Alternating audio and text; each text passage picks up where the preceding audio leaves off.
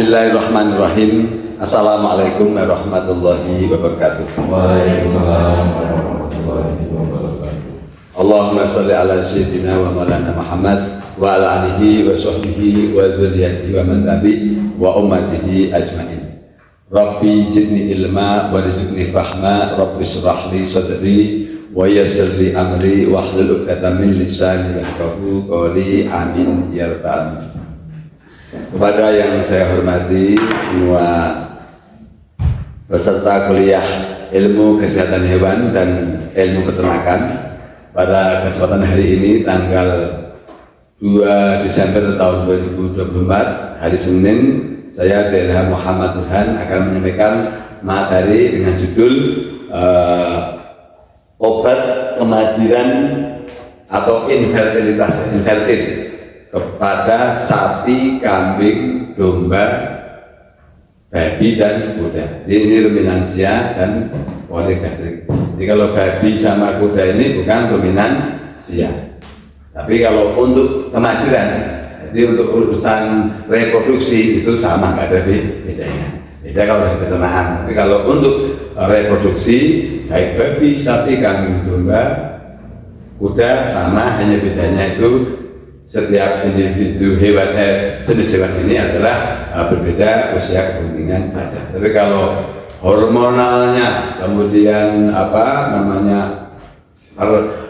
permasalahan infertilitasnya itu semuanya sama, baik penyebab maupun mekanisme terjadinya infertilitas sampai terjadi sterilitas. Langsung saja, saya sudah sering menyampaikan materi tentang reproduksi. Ini saya bahas sedikit. Jadi kalau umumnya kalau pada sapi reproduksi itu biasanya kan sapi perah, karena kan memang diambil susunya pasti reproduksinya normal. Tapi sapi potong juga sama, untuk tingkatan di peternakan rakyat itu reproduksi sapi potong begitu tinggi, permasalahannya juga sama, tinggi juga tadi. Nah, jadi kejadian namanya kan hipofungsi ovarium, turunnya fungsi ovarium. Di hipofungsi ovarium itu karena turunnya fungsi ovarium. Hipofungsi ovarium.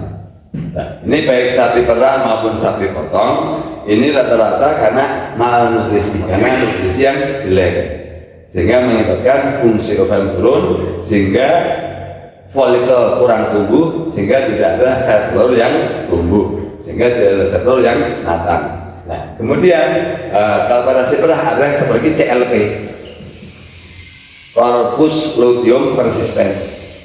Jadi Corpus luteum persistent ini selalu ada pada saat hewan bunting, hewan apapun, mau babi, kambing, domba, sapi, selalu ada CLP. Kenapa? Karena Corpus luteum ini berfungsi adalah menghasilkan hormon progesteron. Nah, hormon progesteron ini berfungsi untuk menjaga kehamilan. Kenapa? Karena dengan adanya hormon progesteron yang diproduksi oleh CLP ini mengakibatkan uterus tidak kontraksi. Paham ya? Kemudian estrogen, karena ada CLP ini, estrogen tidak akan diproduksi. Nah, normalnya menjelang kehamilan, corpus luteum lisis, luruh. Akhirnya muncullah hormon estrogen. Akhirnya terjadi katakanlah dilatasi daripada serviks, jadi serviks mengendor, kemudian kontraksi membuka, jadi kelahiran. Nah, jadi untuk sapi perah, kenapa terjadi CLP pada sapi perah? Karena pada sapi perah itu proses pemerahan dan produksi susu itu punya efek untuk mempertahankan CLP. Kenapa? Karena ambing. Jadi besarnya ambing, produksi ambing itu kan yang memproduksi susu, itu efek dari hormon progesteron. Jadi kalau produksi susunya tinggi, biasanya terjadi CLP. Jadi kalau saya perah belum tentu karena hipofungsi ovarium, tapi karena CLP. Paham ya? Nah, ini yang saya bahas, hipofungsi ovarium dulu aja. Yang karena kekurangan makan. Jadi tahapannya ketika terjadi hipofungsi ovarium itu kita diagnosanya melihat body score. body score daripada sapi. Ukuran sapinya itu biasanya kurus kering, biasanya kurus rontok bulunya, kurus BSC-nya, BCS-nya itu body score-nya itu biasanya di bawah 2. Jadi BCS yang bagus itu body score yang bagus itu antara 2,7 sampai 3,1. Kalau di atas 3 lebih juga mengakibatkan kegemukan, juga susah bunting, tapi dia tidak mandul, tapi terselimuti lemak. Nah, kemudian kalau karena hipofungsi ovari ini bukan, jadi rata body score-nya itu di bawah 2, jadi kurus. Biasanya cacingan kurang gizi, akhirnya reproduksinya. Jadi paling nampak kalau hipofungsi ovari nanti takutnya terlalu sulit, paling nampak jadi kadang bidahi, kadang tidak saja. Kadang bidahi, kadang tidak. Bidahi tapi di kawin suntik tidak jadi. Itu hipofungsi ovari. Itu permasalahan paling banyak di peternakan rakyat. Karena apa? Di peternakan rakyat itu makanannya seadanya, hanya jerami. Kalau sementara yang namanya jerami itu bisa dibilang malnutrisi, tidak ada kecuali serat kasar. Nah, memang hebatnya Tuhan menciptakan rumen, dan nanti jerami itu difermentasi oleh rumen, oleh mikrofermen, menghasilkan asam lemak terbang. Itu ya ada asam propionat, ada asam asetat, ada butirat, itu yang menjadi energi. Tapi badan tetap kurus, hanya hidup tapi kurus, makanya fungsi reproduksi tidak normal. Nah, makanya langkah pertama kali ketika ada laporan bidahinya susah, tanya dulu kurus atau tidak. Kalau kurus sudah tidak ada beres. Nah, pengobatannya tidak bicara obat dulu, bicaranya adalah kita memperbaiki pakan. Tapi biasanya cacingan, makanya obat maksimal kasih obat cacing. Jadi pengobatan, jadi obat hipofungsi ovari ini pertama kali diberikan obat cacing seperti biasa. Pemberian obat cacing diberikan sekarang, diulang setelah 2 minggu, jadi tuntas. Nah, setelah itu kemudian diinjeksi dengan vitamin ADE. Vitamin ADE ini fungsinya untuk apa? Untuk membantu tumbuhnya sel-sel pada ovum. Jadi nanti akan folikulisasi kasih kembali. Jadi hanya cukup cacing sama vitamin ADE. Nah, kemudian diimbangi dengan pemberian vitamin. Karena apa? Pasti kekurangan vitamin, kekurangan nutrisi yang sifatnya harian. Kalau hanya injeksi itu tidak bertahan lama. Jadi butuh yang harian, minimal 2 minggu sampai 1 bulan dikasih primafid.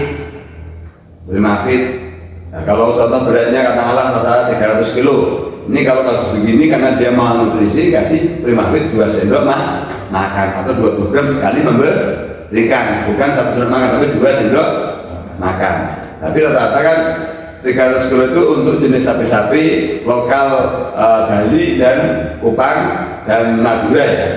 Itu kan memang indukannya segitu. Tapi kalau untuk sapi-sapi FH, Simmental Limousin, rata-rata itu di atas, beratnya di atas 400 kilo. Itu berarti 3 sendok makan. Cara memperbaiki body score dulu, body score tubuhnya. Nah, nanti biasanya setelah 2 minggu dengan itu sudah cukup, dia akan mulai tubuhnya, bulunya sudah mulai tumbuh bulu baru mengkilat. Nah, nanti lamanya kalau lebih antara 3 sampai 4 minggu itu akan mulai nampak bergejala di dahi. Mulai nampak bergejala di dahi. Apa ya 3A? Abu, abang, anget. Jadi vulvanya itu bengkak, kemudian memerah, kemudian hangat. Nah, kalau nanti sudah sampai muncul leleran bening, itu kemungkinan dia sudah ada ovulasi. Dan saat ada leleran bening itulah, itu saatnya dikawinkan, dia akan jadi. Paham ya? Saya ada operasi. Nah, saya dari sampai situ, ini sebenarnya sudah sering saya sampaikan. Kemudian, nah sekarang kapan hormon itu dipakai? Seandainya yang tadi saya sampaikan tidak tercapai. Jadi sudah 1 bulan, contoh bulunya sudah mulai mengkilat. Nah, kemudian kok tetap tidak ada gejala bidahi, itu baru bicara hormon. Hormonnya paling rendah dulu apa? Hormon estron. Jadi hormon estron injek Meyer. Isinya adalah hormon estrogen. Nah, Hormon estrogen ini ya. Jadi ini hormon paling aman karena tidak punya efek apapun. Nah, jadi ini hormon estrogen injek Meyer ini komposisinya adalah tiap mili mengandung estradiol benzoat. Artinya ini hormon estrogen sintesis estradiol benzoat. Dia ada istilah ekstra ini berarti artinya benzoat 10.000 IU per mili. International unit itu international unit. Itu berdasar kata estrogen. Jadi estrogen itu agen estrus.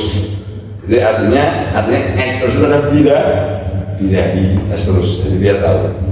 Nah, kemudian indikasinya paling pertama kali minimal dia akan merangsang di birahi. Kapan akan muncul birahi? Penyuntikan paling cepat muncul birahi 24 jam dari penyuntikan. Itu dia akan nampak di birahi. Nah, paling lama adalah 72 jam atau 3 hari. Jadi ditunggu sampai 3 hari. Itu insya Allah pasti. Tapi rata-rata 24 jam dia sudah nampak di birahi. Artinya gejala birahi tadi sudah muncul.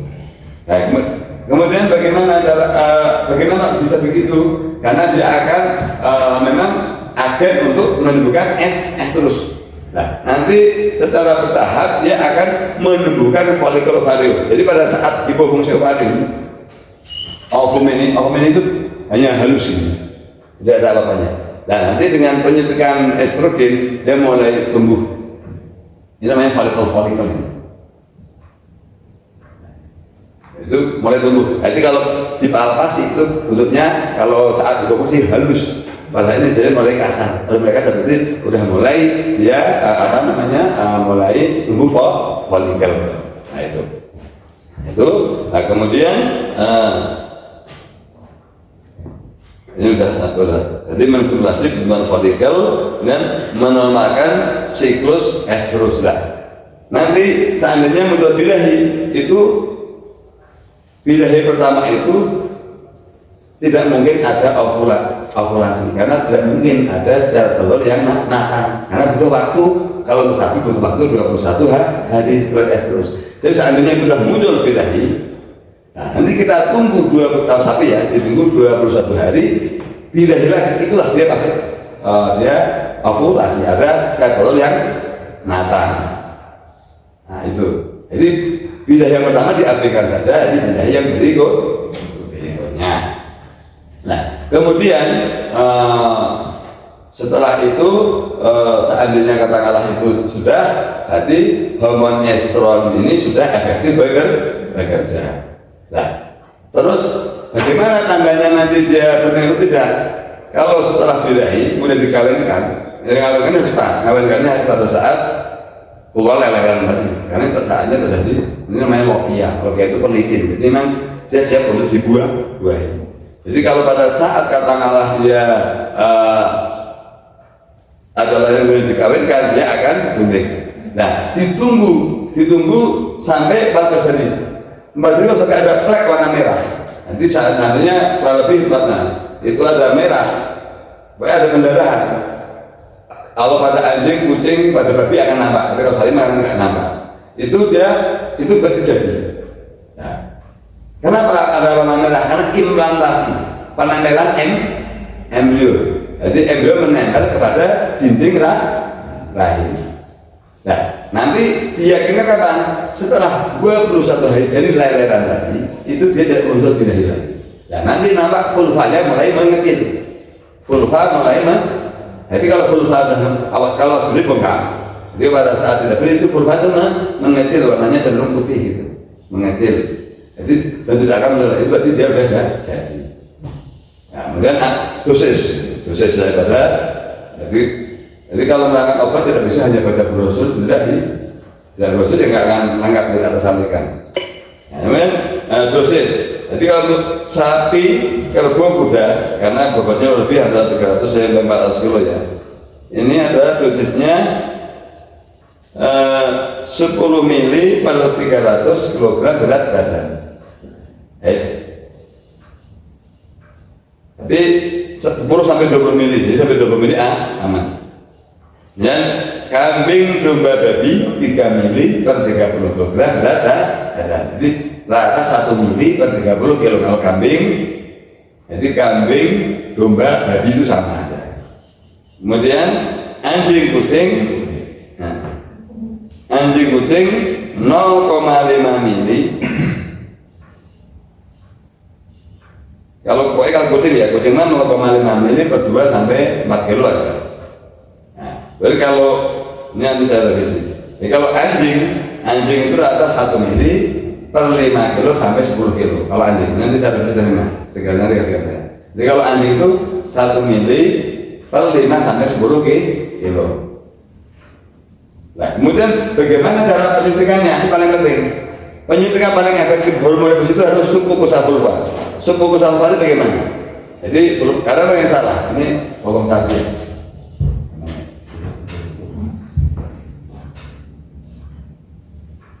Ini agak macam ini penambahan lintang sapi, ya. Ini ya kan ada ini anus, ya anus di atas, anusnya di atas. Ini ada vulva.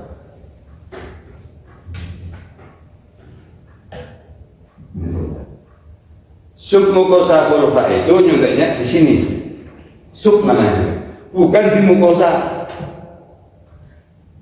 Boleh kan di sini, boleh, tapi sakitnya bukan main.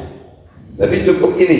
Nanti kemarin mohon maaf ada yang menyampaikan di YouTube seorang dokter hewan gitu, dia submukosa vulva disuntik di vulva. Ini vulva namanya. Nanti ini kalau saya ingatkan, vulva itu adalah labia major. Jadi labia itu bibir besar, labia major bibir yang besar. Ini adalah labia minor tipis, tipis di dalam ini. Ini vulva.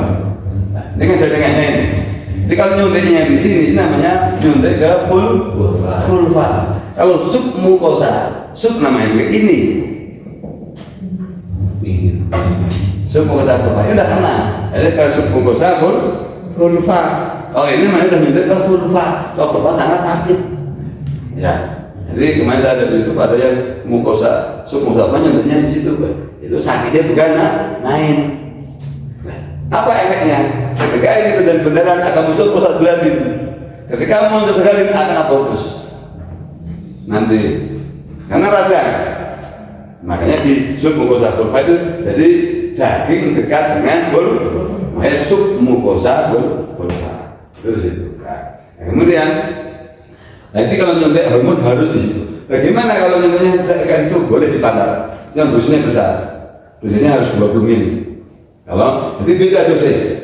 Kalau ini disuntikkan di pantat boleh, tapi ini satu botol ini habis. Kalau di sini enggak. Ini kalau saya bisa hanya 7,5 mili bisa 10 mili. Paham ya? Nah, jadi kalau nyuntiknya di situ, kalau di pantat ini, pantat sini boleh, tapi harus 20 mili. Dan reaksinya enggak akan cepat di sini. Kenapa? Karena saya target organ. Ini fungsi daripada Nah, kemudian fungsi lain. Ini tidak hanya, jadi ekspor ini fungsinya tidak hanya untuk katakanlah merangsang birahi, tetapi juga untuk merangsang kelahiran. Contoh sapi sudah menjelang kelahiran, harusnya lahir, tapi asal rekornya benar ya, sudah 9 bulan kok lahir. Ini dirangsang dengan ini tidak bahaya. Kenapa tidak bahaya? Karena tidak akan menimbulkan kontraksi yang hebat. Jadi contoh udah umur 9 bulan tapi tidak lahir, kemudian disuntik dengan ekstrak ini pelan-pelan paling cepat 24 jam, paling lama sama 72 jam, nanti serviks. Jadi kan rahim itu begini, rahim. Jadi yang namanya rahim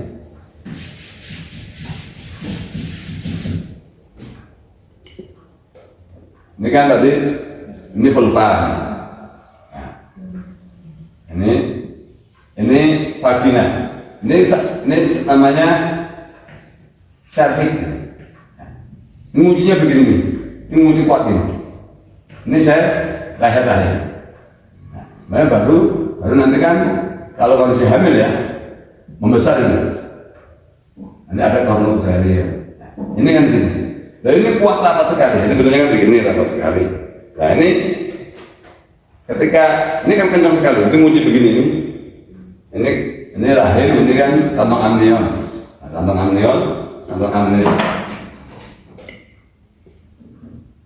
amnionnya gitu. Nah, nanti pada saat kata disuntik estron di sini, suntik estron gitu ya.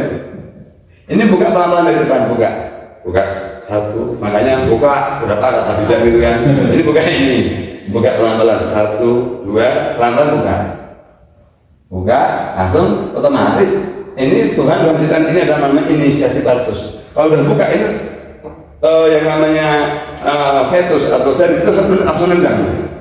Ungkap percaya kayak ini, dia otomatis nendang ini. Orang nendang kantong amnion ini langsung pecah, tambah licin, melahirkan. Ini nggak perlu repot-repot, sudah. Dengan apa-apa ini. Nah, tapi kalau yang kakinya sudah di ujung nggak keluar, itu bukan estron.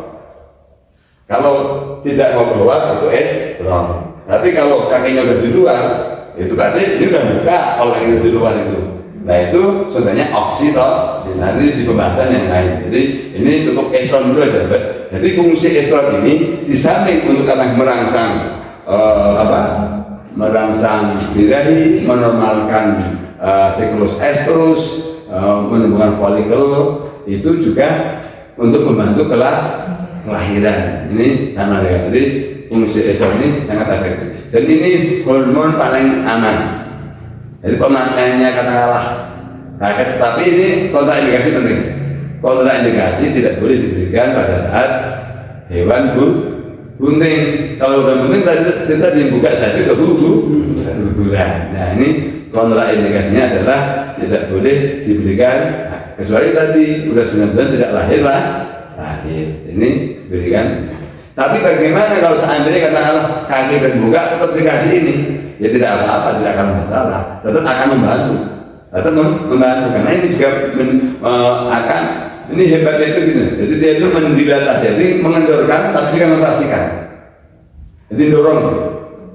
Beda oksitosin, kalau oksitosin itu mengkerut. Makanya kalau seandainya katakanlah kondisi ini masih tutup, kemudian janin masih di sini, disuntik oksitosin, ini tetap nggak buka, karena tidak akan kendor. Ini kontrasi kuat, akhirnya mati lah. Kalau itu ruptur itu bisa sobek rahimnya, ruptur itu hancur. Ini. Jadi kalau seandainya oksitosin, jadi makanya kalau itu aman kecuali hanya pada saat bunting saja. Jadi diberikan apapun ini aman. Nah, jadi nanti pada sesi berikutnya akan saya sampaikan materi pemberian GnRH. Jadi gonadotropin pada 9 menit. Tapi kalau merasa brosur memang tidak bisa, tidak hanya kalau baca brosur ya 2 menit selesai. Karena kan harus dijelaskan biar orang paham.